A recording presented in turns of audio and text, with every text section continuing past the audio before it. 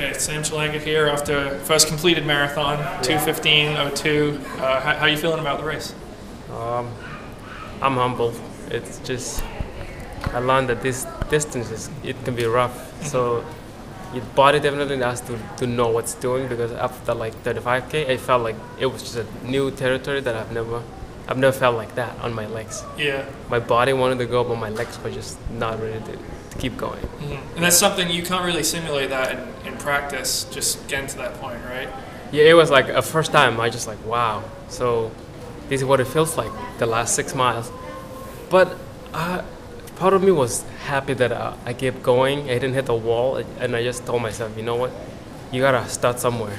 And so now that I know what it feels like, so I can go make some adjustments and then try to practice a little bit, like, you know, those 27 miles, and then the last 6 try to practice to feel what I felt today, because that was my downfall. I don't think I ever got to that feeling because I only ran 24. So what do you think about the 2:15? What do you think about the time? I think, to be honest with you, for me, I want to take it and say it's good to have something to finish, but I think it's mediocre for me. I didn't train to be like that. I wanted like 2:10. Even when I was running that pace, it was comfortable. So it was comfortable until just my legs got tired. So it definitely means like it has something to do with getting your legs used to. Yeah. Yeah, my body didn't read it well after 35. Do you think it was because they sort of started picking it up at that point, and the new sort of, when they dropped the pace, new stimulus, that was what made you sort of drop off, or was it something else? It wasn't the pace. It just happened. It just happened like, I'm like, okay, my legs starting to shuffle a little bit, and I'm progressively slowing. So it's very interesting. I don't know how to explain it, because it's the first time. I never really felt like that.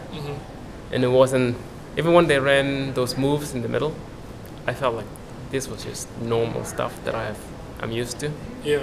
It seemed like, I was talking to you off camera though, it seemed like you're still kind of excited to keep going with the marathon and to give it another try. Oh, absolutely. Because part of it also is like I have to understand that this year has been long for me. I started out 2016, you know, I ran all these road races and I built up. I feel like I want this to be a climax. Like, okay, been a long season, take a break, come back. I really think I can put together a good marathon. Because mentally, my spirit was there.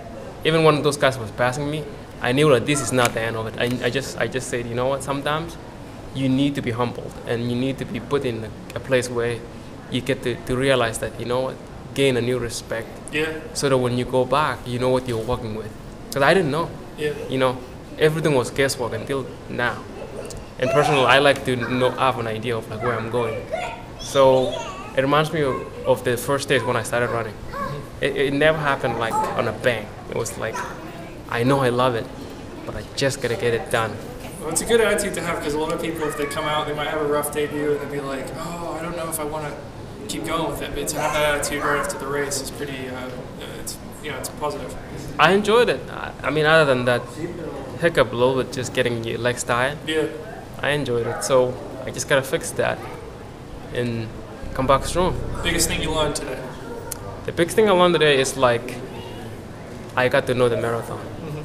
That's the biggest lesson. Now I know that, guys. When you say a marathon, I have an idea what it is. Yeah, you know it's gonna feel. So no, I just gotta try to sweet talk him, see if we can be friends. All right, well, good luck. Thank you, Sam.